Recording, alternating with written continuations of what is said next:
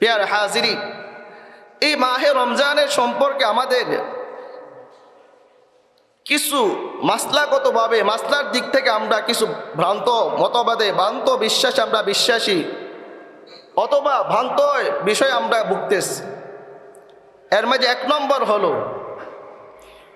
খুলুফ ফামিস সাইমি মির রিহিল মিসকিয়াত ইয়ামু মিন ইনদাল্লাহ মিন ইনদিল্লাহ আও কামা ক্বালান নবী আলাইহিস সালাতু ওয়াস সালাম।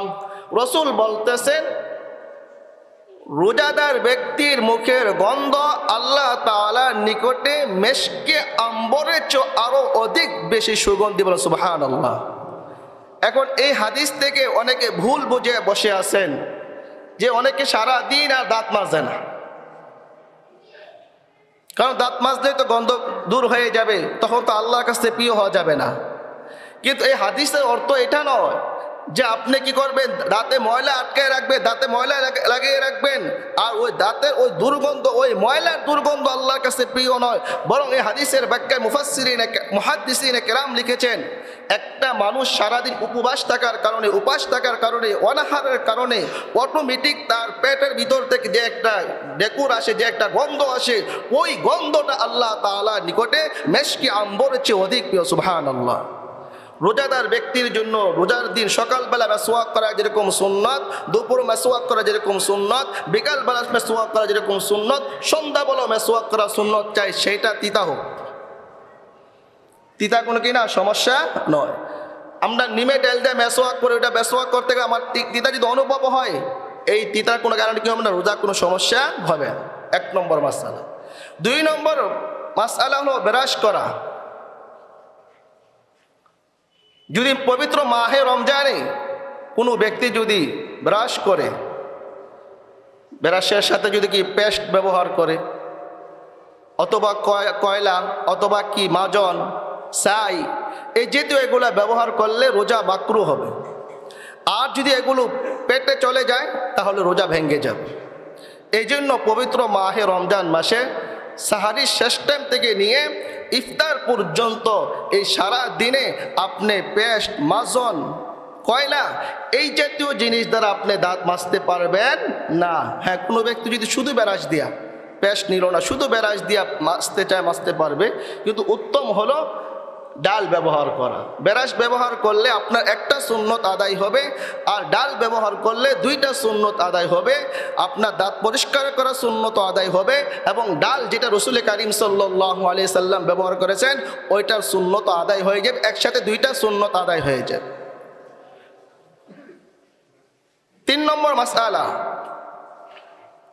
বমির মাসআলা। অনেক ভাই মনে করেন যে বমি হলে রোজা ভেঙে যায়। যদি কোনো আল্লাহর বান্দা যদি অনিচ্ছাকৃতভাবে বমি হয়, অনিচ্ছাকৃতভাবে যদি মুখ ভরো বমি হয়, তাহলে তার রোজা ভঙ্গ হবে না, ভাঙবে না। কিন্তু ইচ্ছাকৃতভাবে যদি কোনো ব্যক্তি কি করে, মুখ ভরে বমি করে, তাহলে তার রোজা ভেঙে যায়। চতুর্থ নম্বর আরেকটি মাসআলা হলো স্বপ্ন দোষের মাসআলা। অনেকে মনে করেন স্বপ্ন দোষ হইলে মনে রোজা ভেঙে গেছে। না, স্বপ্ন দোষ হলে কি ভাঙবে না, রোজা ভাঙবে না। শুধু স্বপ্ন দোষের কারণে রোজা ভঙ্গ হবে না। যদি রোজা ভঙ্গার অন্য কোনো কারণ পাওয়া যায় তাহলে রোজা ভাঙবে। ষষ্ঠ আরেকটি মাসআলা হলো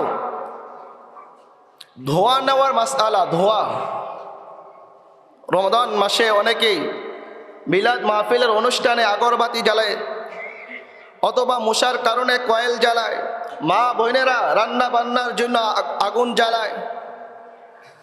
ওই ধোঁয়া যদি অনিচ্ছা সত্ত্বে নাকের ভিতরে চলে যায় তাহলে কোনো সমস্যা নাই। আর ইচ্ছাকৃতভাবে গেলে রোজা কি হবে, মাকরু হবে। আরেকটি হলো থুতুর মাসআলা।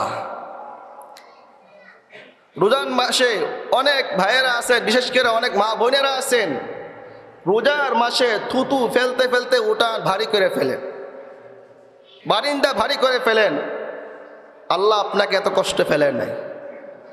আমার আপনার মুখে যে অটোমেটিক যে থুতুগুলো আসতেছে সেগুলা গিলে ফেললে কি হবে না, রমজানের রোজা কি হবে না, ভাঙবে না। এটা মনে রাখবেন। অনেকে মনে করে থুতু গিলে ফেললে মানে রোজা ভঙ্গ হয়ে যাবে, না, এটা পেটের ভিতর থেকে আসছে আবার পেটের ভিতরে চলে যাচ্ছে, এটা কারণে কি হবে না, রোজা ভঙ্গ হবে না। অনর্থক থুতু ফেলতে ফেলতে আপনি নিজেকে কষ্ট ফেলবেন না। আরেকটি বিষয় হলো, পবিত্র মাহে রমজানে আমরা অনেকে আছেন যে দোয়া পারি না, মুনাজাত পারি না, এই বাহানা দিয়ে তারাবি নামাজ পড়াই বাদ দিয়া দিই।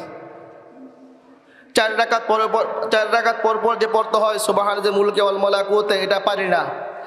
আবার 20 রাকাতে পরে যে পড়া হয় আল্লাহুম্মা ইন্না নাসআলুকাল জান্নাতা ওয়া নাউযু বিকা মিনান নার, এটা পারি না। এই দোহাই দিয়ে অনেকে নামাজ পড়তে চায় না, নামাজ ছেড়ে দেয়। আমি তাদেরকে বলবো, এই যে 2টা দোয়ার কথা আসছে, এই 2 দোয়া কিন্তু হাদিস দ্বারা প্রমাণিত নয়, এটি বুজুর্গানে কেরাম বানাচ্ছেন। এখন কোনো ব্যক্তি যদি পাঠ করতে চায়, করতে পারলে করবে, না করতে পারলে কোনো সমস্যা নাই।